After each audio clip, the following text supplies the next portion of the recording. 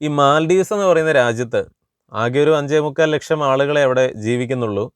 അതിൽ തന്നെ പകുതി ആളുകളും ജീവിക്കുന്നത് അവിടുത്തെ ക്യാപിറ്റൽ സിറ്റി ആയിട്ടുള്ള മാലി എന്ന് തന്നെ പറയുന്ന ഒരു ചെറിയ ഐലൻഡാണ്. ഒരു ഇട്ടാവട്ടം എന്ന് പറയാവുന്ന ഈ ഒരു ഇത്തിരി സ്ഥലത്താണ് അവിടുത്തെ പകുതി ആളുകളും ജീവിക്കുന്നത്. ഇതിൻ്റെ വലിപ്പമൊന്ന് മനസ്സിലാക്കണമെങ്കിൽ നിങ്ങൾ ഇതിൻ്റെ ഒരറ്റത്ത് നിന്ന് മറ്റേ അറ്റം വരെ നേരെ കുറുങ്ങനെ അല്ലെങ്കിൽ തലങ്ങനെ നടക്കുകയാണെന്ന് വിചാരിക്കുക. 1.5 കിലോമീറ്റർ നിങ്ങൾ നടന്നു കഴിയുമ്പോഴേക്കും, അതായത് നമ്മൾ സാധാരണ നടക്കുന്ന ഒരു ചെറിയ ദൂരം പരമാവധി പോയാൽ 2 കിലോമീറ്റർ. ഇതിപ്പോൾ ഏത് സൈഡിൽ നിന്നാണ് നിങ്ങൾ നടക്കുന്നത് എന്നുള്ളതിനനുസരിച്ചിരിക്കും. അതായത് 2 കിലോമീറ്റർ നടന്നാൽ ഒരു കടൽ തീരത്ത് നിന്ന് മറ്റൊരു കടൽ തീരത്തേക്ക് നിങ്ങൾ എത്തുകയാണ്. ഇത്രയും ചെറിയ സ്ഥലത്ത്, അതായത് 6 സ്ക്വയർ കിലോമീറ്റർ സ്ഥലത്താണ് മാൽഡീവ്സിലെ പകുതി ജനങ്ങളും ജീവിക്കുന്നത്.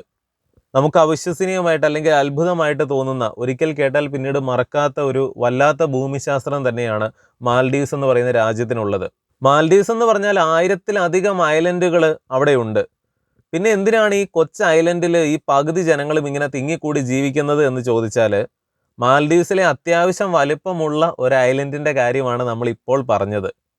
ബാക്കിയുള്ള ഐലൻഡുകളുടെയൊക്കെ കാര്യം പറഞ്ഞു പോയാൽ നമ്മുടെ ഒരു ഫുട്ബോൾ മൈതാനം ഇതിനേക്കാളും ഒക്കെ എത്രയോ വലുതാണ്. അത്രമാത്രം ചെറിയ ചെറിയ ഐലൻഡുകളാണ് എല്ലാം തന്നെ എന്ന് പറയാം. എന്നാൽ ഈ ക്യാപിറ്റൽ സിറ്റിയേക്കാളും ഏരിയയുള്ള ഐലൻഡുകൾ ഉണ്ടോ എന്ന് ചോദിച്ചാൽ ഉണ്ട്. പക്ഷെ അതിൻ്റെയൊക്കെ കാര്യമെന്ന് പറഞ്ഞാൽ പൊതുവെ വലിയ രീതിയിൽ ആളുകൾക്ക് അവിടെ ജീവിക്കാൻ അത്ര എളുപ്പമല്ല. ഉദാഹരണത്തിന് മാൽഡീവ്സിലെ ഏറ്റവും വലിയ ഐലൻഡ് എന്ന് നമുക്ക് പറയാവുന്നത് ഗാൻ ഐലൻഡ് ആണ്. മാൽഡീവ്സിൽ നിങ്ങൾ പോവുകയാണെങ്കിൽ നിങ്ങൾക്കൊരൊറ്റ നടത്തത്തിന് ഏറ്റവും ദൂരം സഞ്ചരിക്കണമെന്നുണ്ടെങ്കിൽ അങ്ങനെ ഏറ്റവും കൂടുതൽ നടക്കാൻ പറ്റുന്ന സ്ഥലമാണ് ഈ ഗാൻ ഐലൻഡ്. എത്രയാണെന്ന് ചോദിച്ചാൽ 8 കിലോമീറ്റർ. ക്യാപിറ്റൽ സിറ്റിയൊക്കെ വെച്ചത് ഭേദമാണല്ലോ എന്ന് തോന്നിയാൽ നിങ്ങൾ നേരെ തന്നെ നടക്കണം. അല്ലാതെ വീതി നോക്കുകയാണെങ്കിൽ ഏറ്റവും കൂടിയ വീതിയുള്ള സ്ഥലത്ത് പോലും ഇവിടെ 3.5 കിലോമീറ്റർ വീതി മാത്രമേ ഉള്ളൂ. നിങ്ങളിങ്ങനെ 8 കിലോമീറ്റർ ഒറ്റ നടത്തം നടത്തുകയാണെങ്കിൽ അപ്പുറയും ഇപ്പുറയൊക്കെ നോക്കുമ്പോൾ പല സ്ഥലത്ത് നിങ്ങൾക്ക് കടൽ തീരം അപ്പുറം ഉള്ളതും കാണാം, ഇപ്പുറം ഉള്ളതും കാണാം. അത്രയും ചെറിയ ഇടുങ്ങിയ സ്ഥലങ്ങളുമുണ്ട്. അതായത് വെള്ളത്തിൽ ഒരു ഇത്തിരി പൊങ്ങി കിടക്കുന്ന കര, അതാണ് ഈ മാൽഡീവ്സ് എന്ന് പറയുന്നത്. മാൽഡീവ്സിലെ ഏറ്റവും നീളം കൂടിയ റോഡ് എവിടെയാണെന്ന് നോക്കിയാൽ അദ്ദു എന്ന് പറയുന്ന ഒരു ഐലൻഡിലാണ്. 14 കിലോമീറ്റർ ആണ് ഈ റോഡിൻ്റെ നീളം. അതായത് 14 കിലോമീറ്റർ ഉള്ള ഈ റോഡാണ് അവിടുത്തെ ഏറ്റവും നീളം കൂടിയ റോഡ് എന്ന് ഓർക്കുക. അപ്പോൾ ഒരു സംശയം തോന്നിയേക്കാം, നമ്മൾ പറഞ്ഞു മുമ്പ് ഏറ്റവും വലിയ ഐലൻഡിൻ്റെ നീളം പോലും 8 കിലോമീറ്റർ ആണ്. പിന്നെ എങ്ങനെയാണ് ഈ റോഡിന് 14 കിലോമീറ്റർ വരുന്നത് എന്ന് നോക്കിയാൽ ഇത് തൊട്ടടുത്തുള്ള ചെറിയ ചെറിയ ഐലൻഡുകളെയൊക്കെ പാലങ്ങൾ വഴി കണക്ട് ചെയ്തിട്ടും കൂടിയാണ് ഈ 14 കിലോമീറ്റർ വരുന്നത്. അല്ലാതെ ഒരു 8 കിലോമീറ്ററിൽ കൂടുതൽ ഒരു ഐലൻഡിന് അവിടെ നീളം വരുന്നേയില്ല. ഇനി അങ്ങനെ നീളം വന്നാൽ പോലും വീതി കുറവായിരിക്കും. എല്ലാ ഐലൻഡും തന്നെ വളരെ പൊട്ട് പോലെ കിടക്കുന്ന കുഞ്ഞു കുഞ്ഞു ഐലൻഡുകളുമായിരിക്കും. റോഡ് വഴിയൊക്കെ അവിടെ സഞ്ചരിക്കുക എന്ന് പറഞ്ഞാൽ നമുക്കൊരു 2 വീലറിൻ്റെ പോലും ആവശ്യമില്ല സത്യം പറഞ്ഞു കഴിഞ്ഞാൽ. അത്രേ ഉള്ളൂ. അവിടുത്തെ ഏത് വലിയ ഐലൻഡ് എടുത്താലും നമുക്ക് നടന്നു തീർക്കാവുന്നതേ ഉള്ളൂ. അല്ലെങ്കിൽ ഓടിപ്പോയാൽ ഒരു കടൽ തീരത്ത് നിന്ന് മറ്റേ കടൽ തീരത്ത് നിങ്ങൾ വളരെ പെട്ടെന്ന് ചെല്ലും. അതുകൊണ്ട് തന്നെ അവിടെ ഒരു കാറ് എന്നൊക്കെ പറയുന്നത്, അല്ലെങ്കിൽ ബസ് എന്നൊക്കെ പറയുന്നത് ഇതെന്തിന് എന്നുള്ള ഇല്ലെന്നല്ല പറയുന്നത്. എന്നാൽ പോലും കരയിലൂടെ സഞ്ചരിക്കാവുന്നത് വളരെ കുറച്ച് സ്ഥലമേ ഉള്ളൂ. മാൽഡീവ്സിലൊക്കെ ജീവിക്കുന്നവർക്ക് ആദ്യമായിട്ട് മറ്റൊരു രാജ്യത്തൊക്കെ ചെല്ലുമ്പോൾ അവർക്ക് വലിയ അത്ഭുതമാണെന്നാണ് പറയുക. അതായത് കര ഇതുപോലെ കണ്ടു കഴിയുമ്പോഴേക്കും അവർ കണ്ട് ശീലിച്ചിട്ടുള്ളത് ഈ പറഞ്ഞതുപോലെയുള്ള കാര്യങ്ങളാണ്. അതായത് ഭൂമിയിൽ പലയിടത്തു നിന്നും ടൂറിസ്റ്റുകൾ മാൽഡീവ്സിലെ ബീച്ചുകൾ ആസ്വദിക്കാൻ ചെല്ലുമ്പോൾ മാൽഡീവ്സിലുള്ളവരെ സംബന്ധിച്ചിടത്തോളം അത്യാവശ്യം കരയുള്ള ഏത് സ്ഥലത്ത് ഏത് രാജ്യത്ത് പോയാലും അവർക്ക് വലിയ അത്ഭുതമാണ്. അതൊരു ടൂറിസ്റ്റ് സ്ഥലമായിരിക്കണമെന്ന് പോലും അവർക്ക് നിർബന്ധമില്ല. ഇനി മാൽഡീവ്സിൽ നമുക്ക് ചവിട്ടി നിൽക്കാൻ കഴിയുന്ന അല്ലെങ്കിൽ കര എന്ന് പറയാവുന്ന സ്ഥലങ്ങളെ മുഴുവനും നമ്മൾ ഒരുമിച്ച് കൂട്ടുകയാണെങ്കിൽ അതിന് എന്ത് വലിപ്പം വരുമെന്ന് നോക്കിയാൽ 300 സ്ക്വയർ കിലോമീറ്റർ ഏരിയ മാത്രമേ വരികയുള്ളൂ. നമ്മുടെ ഒരു താലൂക്ക് പോലും ഇതിനേക്കാളും എത്രയോ വലുതാണ്. പക്ഷെ വേറൊരു കാര്യമുള്ളത്, ഈ സ്ഥലം മുഴുവൻ ഒരുമിച്ച് കിടക്കുകയല്ലെന്ന് നമുക്കറിയാം. ഇത് തമ്മിൽ എന്തുമാത്രം അകലത്തിലാണ് കിടക്കുന്നതെന്ന് ചോദിച്ചാൽ അതിഭയങ്കരമായ ദൂരമാണ്. 26 അറ്റോളുകളായിട്ട് ഇതിലെല്ലാം കൂടെ ഏകദേശം 1200ഓളം ദ്വീപുകളായിട്ട് അല്ലെങ്കിൽ ഐലൻഡുകളായിട്ട് ഇതിങ്ങനെ ചിതറിക്കിടക്കുകയാണ്. ഇതിൻ്റെ ഒരറ്റത്തുള്ള ഐലൻഡിൽ നിന്ന് മറ്റേ അറ്റത്തുള്ള ഐലൻഡിലേക്ക് വരണമെങ്കിൽ നിങ്ങൾക്ക് വിമാനങ്ങൾ ഉപയോഗിക്കണം, അല്ലെങ്കിൽ കപ്പലുകളോ ബോട്ടുകളോ ഒക്കെ ഉപയോഗിക്കണം.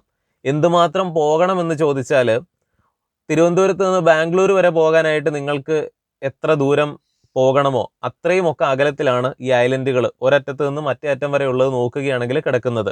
കരയല്ലാതെ ഈ മാൽഡീവ്സ് അത്യാവശ്യം വെള്ളം കയറി കിടക്കുന്നതും അല്ലെങ്കിൽ അതിൻ്റെ വാട്ടർ ടെറിട്ടറി എത്രയുണ്ട് എന്ന് നമ്മൾ നോക്കിക്കഴിഞ്ഞാൽ ഏകദേശം 90,000 സ്ക്വയർ കിലോമീറ്റർ വരും. അതായത് കേരളത്തിൻ്റെ ഒരു 2 ഇരട്ടി വലുപ്പം വരും മാൽഡീവ്സിൻ്റെ ഈ വാട്ടർ ടെറിട്ടറി നോക്കുകയാണെങ്കിൽ. അപ്പോൾ അങ്ങനെ നോക്കുകയാണെങ്കിൽ, അല്ലെങ്കിൽ മനുഷ്യന് വെള്ളത്തിൽ ജീവിക്കാൻ സാധിക്കുമായിരുന്നുവെങ്കിൽ മാൽഡീവ്സ് വലിയൊരു രാജ്യമാണ് എന്ന് പറയേണ്ടി വരും. കേരളത്തിൻ്റെ 2 ഇരട്ടി വലുപ്പം വരുമെന്ന് പറയാം. പക്ഷേ അതിൽ 99% വെള്ളം കയറി കിടക്കുകയാണ്. ചില സ്ഥലത്തൊക്കെ ആഴം തീരെ കുറവായിരിക്കും, പക്ഷെ പറഞ്ഞിട്ട് കാര്യമില്ല, വെള്ളം കയറി കിടക്കുകയാണ്. കര എന്ന് പറയുന്നത് ഈ പറയുന്ന 1% ഉള്ളൂ. ഈ പറയുന്ന 300 സ്ക്വയർ കിലോമീറ്റർ ഏരിയ മാത്രമേ ഉള്ളൂ. അപ്പോൾ ഇങ്ങനെയൊക്കെ ഉള്ളതുകൊണ്ടാണ് അത്യാവശ്യം ഭേദമുള്ള ഈ മാലി ക്യാപിറ്റലിൽ തന്നെ അവിടുത്തെ പാതി ജനങ്ങളും ജീവിക്കുന്നത്. ഈ മാലി ക്യാപിറ്റൽ സിറ്റിയുടെ അടുത്ത് തന്നെ ഒരു എയർപോർട്ട് അടങ്ങുന്ന മറ്റൊരു ഐലൻഡ് ഉണ്ട്. പണ്ട് അവിടേക്ക് ബോട്ടിൽ പോകണമായിരുന്നു. എന്നാൽ 2018 ഓഗസ്റ്റിൽ അവിടെ മാൽഡീവ്സ് ചൈന ഫ്രണ്ട്ഷിപ്പ് ബ്രിഡ്ജ് എന്ന് പറഞ്ഞുകൊണ്ട് ചൈന ഒരു പാലം പണിത് കൊടുത്തിട്ടുണ്ട്. ഈ പാലത്തിലൂടെ മറ്റേ ഐലൻഡിലേക്ക് പോകാം. അവിടെയാണ് അവിടുത്തെ ഇന്റർനാഷണൽ എയർപോർട്ട്. ഈ എയർപോർട്ടും ഈ മാലി എന്ന് പറയുന്ന ക്യാപിറ്റലും അടങ്ങുന്നതാണ് മാൽഡീവ്സിന്റെ എല്ലാം എന്ന് പറയാം. മാൽഡീവ്സിൽ ഒത്തിരി ഐലൻഡുകൾ ഉണ്ടെങ്കിലും ഇതിൽ ഒട്ടുമിക്കതും വെറുതെ ഇങ്ങനെ കിടക്കുകയാണ്. പലതിലും ആളുകൾക്ക് താമസിക്കാൻ പോലും സാധ്യമല്ല. വളരെ കുറച്ചെണ്ണത്തിൽ മാത്രമേ വലിയ രീതിയിൽ ആളുകളുള്ളൂ. ഇവിടേക്കൊക്കെ എങ്ങനെ ആളുകൾ പോകുന്നു എന്ന് ചോദിച്ചാൽ സീ പ്ലെയിനുകൾ അവിടെ ഉണ്ട്. അതായത് ഇന്റർനാഷണൽ എയർപോർട്ട് കൂടാതെ വളരെ ചെറിയ ചെറിയ എയർപോർട്ടുകൾ, ഹെലിപ്പാഡുകളൊക്കെ അവിടെ പല ഐലൻഡുകളിലുമുണ്ട്. ഈ ചെറു വിമാനങ്ങൾ അവിടെ ലാൻഡ് ചെയ്യും. അതുപോലെ കടലിൽ തന്നെ ലാൻഡ് ചെയ്യാൻ പറ്റുന്ന രീതിയിലുള്ള സീ പ്ലെയിനുകളും അവിടെയുണ്ട്. ഇങ്ങനെ ചെറു വിമാനങ്ങളിലും സീ പ്ലെയിനുകളിലും അതുപോലെ ബോട്ടുകളിലും ചെറിയ ഷിപ്പുകളിലും കപ്പലുകളിലും ഒക്കെയാണ് അവിടെ അങ്ങോട്ടും ഇങ്ങോട്ടും ആളുകൾ ട്രാൻസ്പോർട്ടേഷൻ അങ്ങനെയാണെന്ന് പറയാം. അപ്പോൾ ഈ മാൽഡീവ്സിൻ്റെ ഒക്കെ അവസ്ഥ ചിന്തിക്കുമ്പോഴാണ് നമ്മൾ ഇങ്ങനെയും ഒരു ഭാഗ്യം നമുക്കൊക്കെ ഉണ്ടല്ലോ എന്ന് മനസ്സിലാവുക. അതായത് കര കുറേ ഉണ്ട്. നമ്മൾ ചെറുപ്പത്തിൽ പഠിക്കുന്നു ഭൂമിയിൽ 2/3 ഭാഗവും കടലാണ്, കര കുറവാണ് എന്ന്. അത് നമ്മളൊരു അത്ഭുതത്തോടെയാണ് മനസ്സിലാക്കുന്നത്. കാരണം നമ്മൾ കര മാത്രമേ കാണുന്നുള്ളൂ, കടൽ തീരം കാണുന്നു എന്നല്ലാതെ നമുക്കതങ്ങ് ഉൾക്കൊള്ളാൻ ഇത്തിരി പാടാണ്. അതേസമയം ഈ മാൽഡീവ്സിലുള്ളവരൊക്കെ ഇത് പഠിക്കുമ്പോൾ 1/3 ഭാഗം കരയുണ്ടോ എന്നായിരിക്കും അവർ ചിന്തിക്കുന്നത്. പിന്നെ എന്താണ്, ഞങ്ങൾ നോക്കിയിട്ട് എല്ലായിടത്തും കടൽ മാത്രം, അല്ലെങ്കിൽ ഈ കര ഇത്രയല്ലേ ഉള്ളൂ. ശരിക്കും ഭൂമിയിൽ 99% കടലാണെന്നായിരിക്കും അവർ ചെറുപ്പത്തിൽ ഈ പഠിക്കുന്നത് വരെയും ചിന്തിച്ച് വെച്ചിട്ടുണ്ടാവുക. മാൽഡീവ്സിന്റെ ടൂറിസം സാധ്യതകളും ഇത് തന്നെയാണ്. അതായത് അവിടെ ഒരുപാട് ഐലൻഡുകളുണ്ട്. ഇതിൽ പലതും റിസോർട്ട് ഐലൻഡുകളാണ്. ഇത്തരം റിസോർട്ടുകളാണ് മാൽഡീവ്സിനെ ഇന്നത്തെ മാൽഡീവ്സ് ആക്കിയിരിക്കുന്നത് എന്ന് പറയാം. അതിൽ പലതിലേക്കും ബോട്ടിൽ അല്ലെങ്കിൽ വിമാനത്തിലൊക്കെ ചെന്നിട്ട് എങ്ങനെയാണെങ്കിലും ബോട്ടിലായിരിക്കും അവർ അവിടെ എത്തുക. ഈ പറയുന്ന സ്ഥലത്തെ ബീച്ചുകൾ എന്ന് പറഞ്ഞാൽ വളരെ ആഴം കുറഞ്ഞ ബീച്ചുകളാണ്.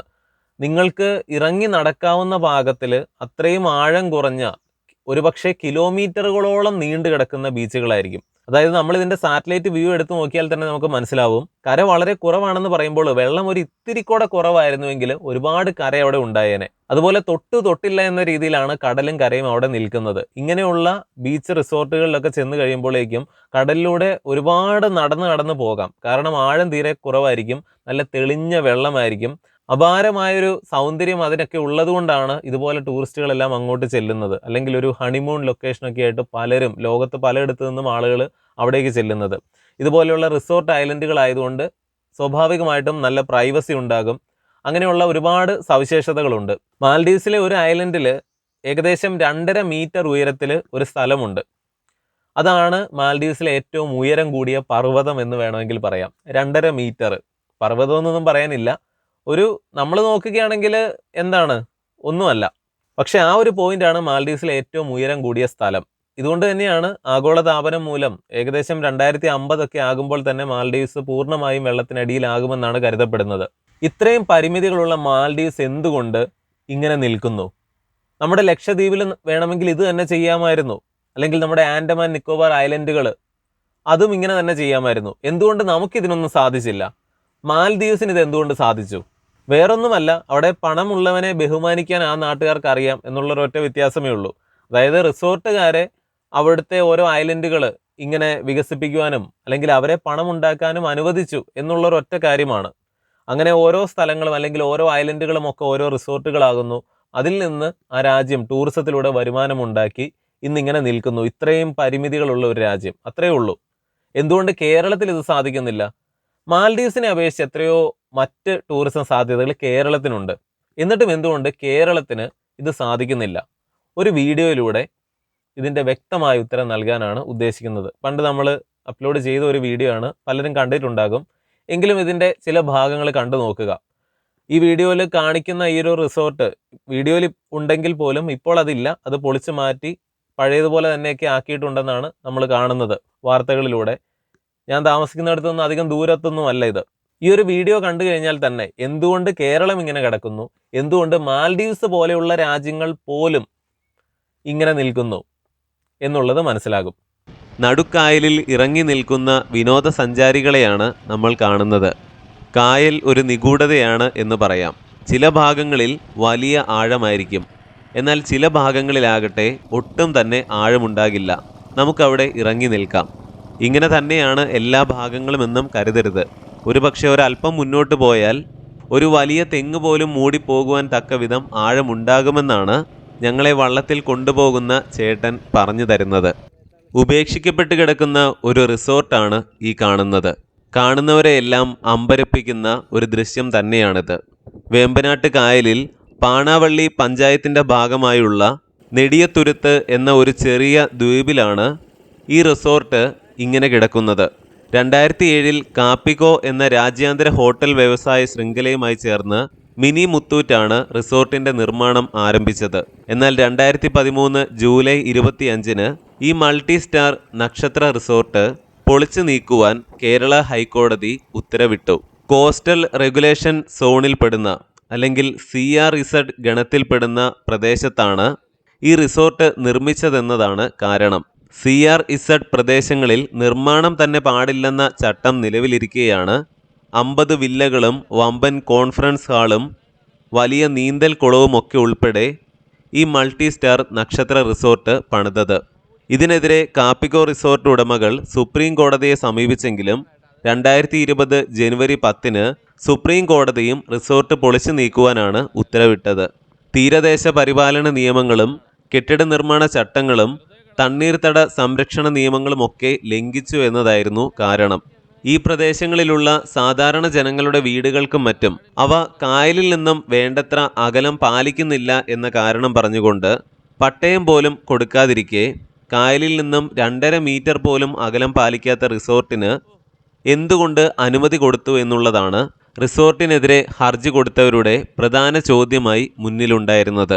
അതിലോല പരിസ്ഥിതി മേഖലയായ ഇവിടെ ഇങ്ങനെയൊരു റിസോർട്ട് നിർമ്മിച്ചത് മൂലം ഇവിടുത്തെ ആവാസ വ്യവസ്ഥയെയും മത്സ്യസമ്പത്തിനെയും അത് കാര്യമായി നശിപ്പിച്ചുവെന്നും ഹർജിക്കാർ പറയുന്നു. എന്നാൽ ഈ റിസോർട്ട് ഈ വിധം കിടക്കുന്നത് കാണുമ്പോൾ ഇവ പ്രവർത്തിച്ചിരുന്നുവെങ്കിൽ എത്ര നന്നായിരുന്നുവെന്ന് ആർക്കും തോന്നും.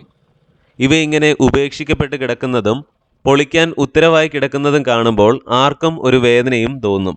കാരണം ഇവ പ്രവർത്തന സജ്ജമായിരുന്നുവെങ്കിൽ ഈ പ്രദേശത്ത് ടൂറിസം എത്രമാത്രമായി വളരുമായിരുന്നു. ഈ പ്രദേശത്ത് താമസിക്കുന്ന ആളുകൾക്ക് തന്നെ ധാരാളം വരുമാന മാർഗങ്ങളും ലഭിക്കുമായിരുന്നിരിക്കാം. നഗ്നമായ ഈ നിയമലംഘന നിർമ്മാണത്തിന് അനുമതി നൽകിയത് ആരാണ്? അവരായിരിക്കുമല്ലോ ഇതിൻ്റെ കുറ്റക്കാർ. പ്രാദേശിക തലം മുതൽ സംസ്ഥാന തലം വരെയുള്ള ഇടത് വലത് വ്യത്യാസമില്ലാത്ത രാഷ്ട്രീയ നേതാക്കളും വലിയൊരു വിഭാഗം ഉദ്യോഗസ്ഥരും തന്നെയായിരിക്കും ഇതിൻ്റെയും കുറ്റക്കാർ. മരടിലെ ഫ്ലാറ്റ് പൊളിക്കലും ഇതിന് സദൃശ്യമായ മറ്റൊരു കാര്യമായിരുന്നു. 500 കോടിയോളമാണ് ഈ റിസോർട്ടിൻ്റെ മുതൽ മുടക്കെന്നാണ് കരുതപ്പെടുന്നത്. ഈ ഭാഗങ്ങളിൽ പണ്ട് ആയിരക്കണക്കിന് മത്സ്യത്തൊഴിലാളികൾ വള്ളവുമായി വന്ന് മത്സ്യബന്ധനം നടത്തിയിരുന്നു. ഇന്ന് കരിമീൻ്റെ ലഭ്യത ഇവിടെ ഗണ്യമായി കുറഞ്ഞിട്ടുണ്ട്. പണ്ട് ഒരു വള്ളത്തിൽ 2 പേർ വന്നിരുന്നുവെങ്കിൽ ഇന്ന് ഒരാളെ വരാറുള്ളൂ എന്ന് ഇവിടെയുള്ള പ്രദേശവാസികൾ പറയുന്നു. കാരണം അത്രയും കുറച്ച് മത്സ്യസമ്പത്തൊക്കെ ലഭിക്കുന്നുള്ളൂ. അനധികൃത നിർമ്മിതികൾ ആവാസ വ്യവസ്ഥയെ ബാധിക്കുന്നുണ്ട് എന്നുള്ളതിൻ്റെ ഒരു തെളിവാണിത്. എന്നാൽ മറുവശത്ത് ഈ റിസോർട്ട് പ്രവർത്തിച്ചിരുന്നുവെങ്കിൽ ഉണ്ടാകുമായിരുന്ന അനന്ത സാധ്യതകൾ ഒരു വിങ്ങലായി ആരുടെയും മനസ്സിൽ ശേഷിക്കുന്നതാണ്. മരടിലെ ഫ്ലാറ്റുകൾ പൊളിഞ്ഞു വീണപ്പോൾ അത് മറ്റേതെങ്കിലും തരത്തിൽ പ്രയോജനപ്പെടുത്തി കൂടായിരുന്നോ എന്ന് ചോദിക്കാത്തവരുണ്ടായിരിക്കില്ല. ഇത്തരം നിർമ്മിതികൾ ഉപേക്ഷിക്കപ്പെട്ട് കിടക്കുന്നതും പൊളിച്ചു നീക്കപ്പെടുന്നതും ഒക്കെ കാണുമ്പോൾ ഏതൊരാൾക്കും ഉണ്ടാകുന്ന വികാരം ഒന്നു തന്നെയായിരിക്കും. കാപ്പിക്കോ റിസോർട്ട് പ്രവർത്തിച്ചിരുന്നുവെങ്കിൽ ഇതിലധികം വിനോദസഞ്ചാരികളെ ഒരുപക്ഷെ ഇവിടെ കാണാൻ സാധിക്കുമായിരുന്നിരിക്കാം. അതുമായി ബന്ധപ്പെട്ട് ധാരാളം തൊഴിലവസരങ്ങളും ഉണ്ടാകുമായിരുന്നു. വീഡിയോയെക്കുറിച്ചുള്ള നിങ്ങളുടെ എല്ലാ അഭിപ്രായങ്ങളും അറിയിക്കുക. മറ്റൊരു വീഡിയോയിൽ വീണ്ടും വരാം. നന്ദി, നമസ്കാരം.